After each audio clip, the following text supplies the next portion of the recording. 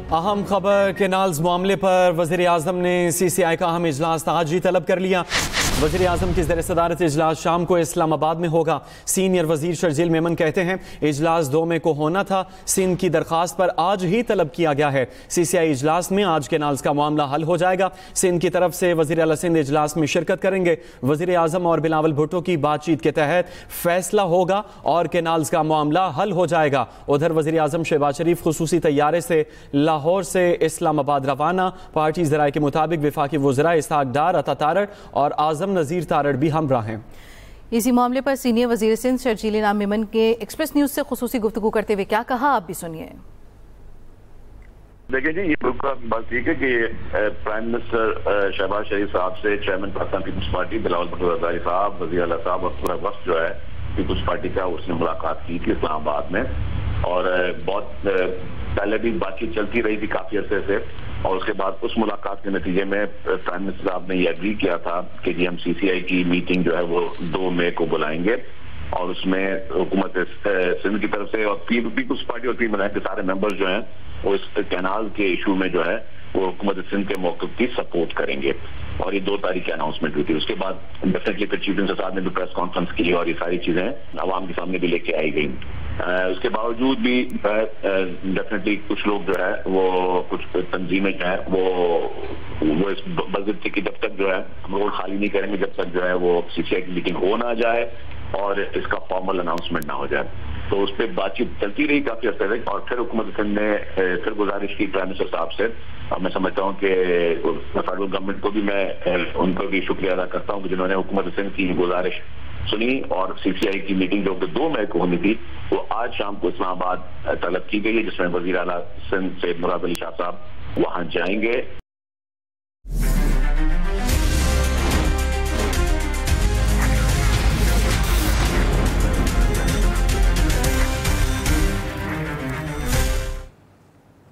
भारत पाकिस्तान पर हमले के लिए अपना केस बना रहा है। अमरीकी अखबार न्यूयॉर्क टाइम्स का दावा लिखा, पहलगाम वाक़े के बाद नरेंद्र मोदी ने 1 दर्जन से जायद आलमी रहनुमाओं से फोन पर बात की। भारत ने 100 गैर मुल्की मिशन के सिफारतकारों को वजारत खारजा बुलाकर ब्रीफिंग दी। अमरीकी अखबार के मुताबिक भारत गैर मुल्की सफीरों को भी कोई ऐसा सबूत नहीं दे सका जो पहलगाम हमले को पाकिस्तान से जोड़ सके। भारतीय हुकाम ने बताया और कहा कि इनकी तहकीकात जारी हैं। भारत पाकिस्तान पर हमले के लिए ऐसा केस बना रहा है। अमरीकी अखबार न्यूयॉर्क टाइम्स का दावा लिखा, पहलगाम वाक़े के बाद नरेंद्र मोदी ने 1 दर्जन से जायद आलमी रहनुमाओं से फोन पर बात की। भारत की गीदड़ भभकियों पर चीन फिर पाकिस्तान के साथ खड़ा हो गया। चीन पाकिस्तान की सलामती के मफादात के तहफ़्फ़ुज़ की भरपूर हिमायत करता है। पाकिस्तान के जायज़ सिक्योरिटी खदशात को मुकम्मल तौर पर समझते हैं। चीनी वज़ीर ख़ारजा का अहम बयान सामने आ गया। हालिया दहशतगर्द हमले की मुनसिफाना और बर वक्त तहकीकात की हिमायत का इयादा किया गया। नायब वज़ीर आज़म इसहाक डार का चीनी वज़ीर ख़ारजा से टेलीफोनिक राबिता। चीन का पाकिस्तान और भारत को तहम्मुल से काम लेने का मशवरा। चीनी वज़ीर ख़ारजा ने कहा फ़रीक़ैन मसाइल के हल के लिए बातचीत का रास्ता अपनाएं। वज़ीर ख़ारजा इसहाक डार का बरतानवी हम मनसब से भी राबिता हुआ, इलाक़ाई सूरत हाल से आगाह किया। अमरीका का पाकिस्तान और भारत को मामला हल करने पर जोर। अमरीकी महकमा ख़ारजा का कहना है पाकिस्तान और भारत से राबिते में हैं। अहम खबर है आप तक पहुंचाने के, भारत की गीदड़ भभकियों पर चीन फिर पाकिस्तान के साथ खड़ा हो गया। उधर विफाकी वज़ीर इत्तलात अता तारड़ कहते हैं इस बार टीस फैंटास्टिक नहीं मार फैंटास्टिक पड़ेगी। अगर भारत का कोई और मूव हुआ तो उसका भी भरपूर तरीके से जवाब देंगे। भारत किसी भूल में ना रहे, माजी में भी धूल चटाई थी। मुसल्लह अफवाज किसी भी सूरत हाल से भरपूर निमटना जानती है। इस इशू पर कोई तकसीम नहीं, सब यकजुबां और मुल्क के साथ हैं। स्पीकर कौमी असम्बली अयाज सादिक ने पहलगाम वाक़े की गैर जानिबदाराना और मुनसिफाना तहकीकात से मुतालिक वज़ीर आज़म शहबाज शरीफ के बयान का खैर मकदम किया है। अयाज सादिक ने कहा कि न्यूट्रल तहकीकात की पेशकश का भारतीय हुकूमत को मुस्बत जवाब देना चाहिए। पहलगाम वाक़े की गैर जानिबदाराना तहकीकात में ताउन की पेशकश का मकसद असल मुजरिमों को सामने लाना है। भारत इल्ज़ामात का खेल खेलने और हर वाक़े की जिम्मेदारी पाकिस्तान पर डालने से गुरेज करे।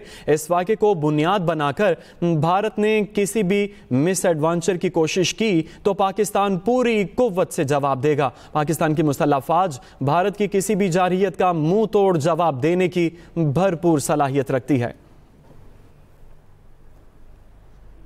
पाकिस्तान के पास मौजूद जदीद तरीन टेक्नोलॉजी से लैस मिसाइल सिस्टम दुश्मन के लिए बड़ा डरावना ख्वाब है।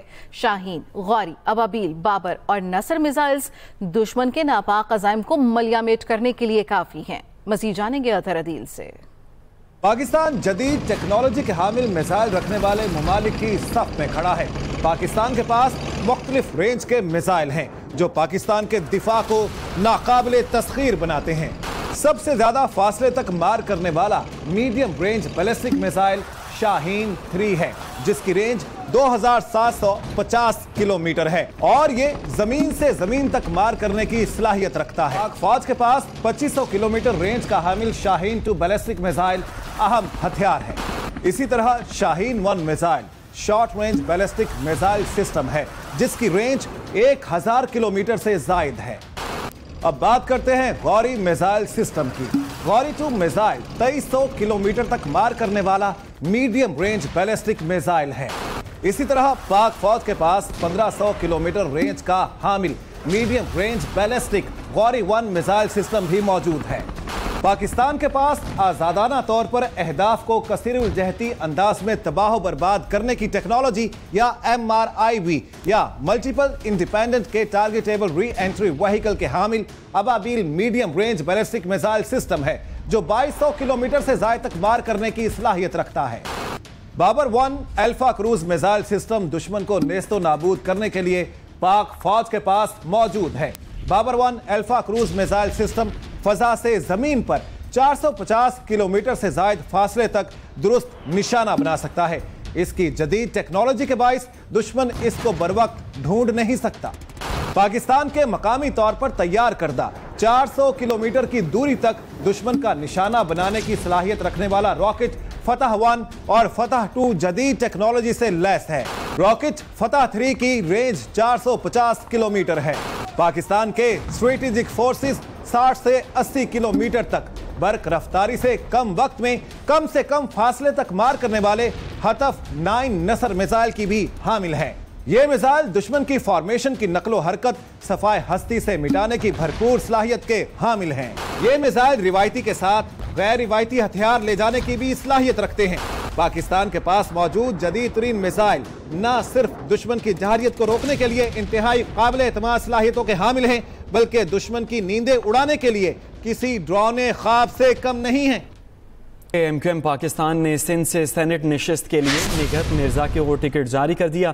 चेयरमैन MQM पाकिस्तान खालिद मकबूल सिद्दीकी ने टिकट जारी किया है। सेनेट की जनरल नशिस्त पीपल्स पार्टी के सेनेटर ताज हैदर के इंतकाल की वजह से खाली हुई थी। पीपल्स पार्टी सेनेट नशिस्त पर इंतखाब के लिए वक़ार मेहदी को टिकट जारी कर चुकी है। सनती इदारे और काम करने वाले वर्कर्स हिफाजती असूलों की पाबंदी को यकीनी बनाएं। वज़ीर आला पंजाब मरियम नवाज का वर्क प्लेस पर तहफ़्फ़ुज़ और सेहत यकीनी बनाने के आलमी दिन पर पैगाम। कहा, काम करने वालों के लिए एक ऐसा कल्चर फ़रोग़ दिया जाए जहाँ हर फर्द की जान और सेहत मुक़द्दम हो। सबको काम की जगहों को महफूज, सेहतमंद और खुशहाल बनाने के मिशन में यकजा होकर अपना अपना किरदार अदा करना होगा। पंजाब में वर्कर्स की फलाह व बहबूद, उनकी हिफाजत और सेहत के लिए कई ठोस इक़दामात किए जा रहे हैं। महफूज वर्क प्लेस मईशत की तरक्की और खुशहाल माशरे की बुनियाद भी हैं। हर वर्कर को महफूज और सेहतमंद माहौल की फराहमी बुनियादी हक है। सुप्रीम कोर्ट फौजी अदालतों में सिविलियंस के ट्रायल से मुतालिक केस की समाअत 5 मई तक मुलतवी। जस्टिस जमाल ने रिमार्क्स दिए, पार्लियामेंट ने जो करना है करे, वो उनका पॉलिसी का मामला है, हमने सिर्फ इस केस की हद तक मामले को देखना है। अटॉर्नी जनरल पाकिस्तान ने कहा, मैंने तो सिर्फ गुजारिशात रखी हैं, आगे वक्त देना या न देना अदालत ने तय करना है। मिलिट्री एक्ट में शिकें 1967 से मौजूद हैं। जस्टिस जमाल मंदुखेल ने कहा, यह पॉलिसी फैसला भी कर ले, सिविल निज़ाम नाकाम हो चुका, सब केसेस फौजी अदालत भेज दें। जस्टिस अमीनुद्दीन खान की सरबराही में 7 रुकनी बेंच ने केस की समाअत की। भारतीय हुकूमत बौखलाहट में उल्टे सीधे इकदाम करने लगी। भारत ने सच छुपाने के लिए यूट्यूब पर कई पाकिस्तानी चैनल्स पर पाबंदी लगा दी। भारत की जानिब से 16 यूट्यूब चैनल्स पर पाबंदी लगा दी गई है ताकि सच सामने ना आ सके और सच भारतीय अवाम तक ना पहुंच सके।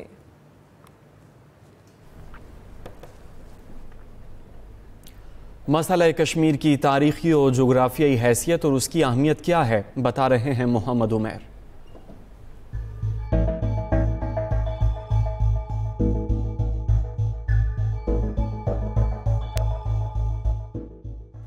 हर सू हरियाली, बर्फ से ढकी चोटियां, ये है जन्नत नज़ीर वादी कश्मीर, जिसकी सयाहती अहमियत तो है ही मगर स्ट्रेटेजिक अहमियत उससे कहीं ज्यादा है।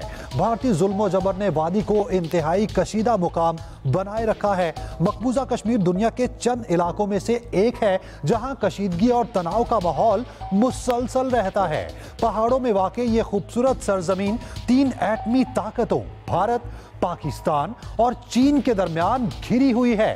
तकरीबन 2,22,200 मुरब्बा किलोमीटर पर फैला हुआ कश्मीर का खित्ता भारत, पाकिस्तान और चीन के दरमियान मुनकसिम है। इस खित्ते में तकरीबन 2 करोड़ कश्मीरी आबाद हैं। उनमें से 1 करोड़ 45 लाख मकबूजा कश्मीर में, 60 लाख से जायद आज़ाद कश्मीर में और चंद हजार चीन के ज़ेरे इंतज़ाम इलाके में आबाद हैं। भारत की काबिज अफवाज ने कश्मीर के सबसे ज्यादा हिस्से का गैर कानूनी कंट्रोल संभाला हुआ है। उसमें जम्मू कश्मीर और लद्दाख शामिल हैं। दूसरी जानिब चीन शुमाल मशरिक में वादिये शख्सगाम और कम आबादी वाले इलाके अक्साई सिंध का कंट्रोल संभाले हुए है। 22 अप्रैल को मकबूजा कश्मीर में पहलगाम के करीब एक सयाहती मुकाम पर फायरिंग की गई, जिसके नतीजे में 28 अफराद हलाक और दर्जनों जख्मी हो गए। पहलगाम हमले पर भारत ने बौखलाकर पाकिस्तान पर इल्जामात की बारिश कर दी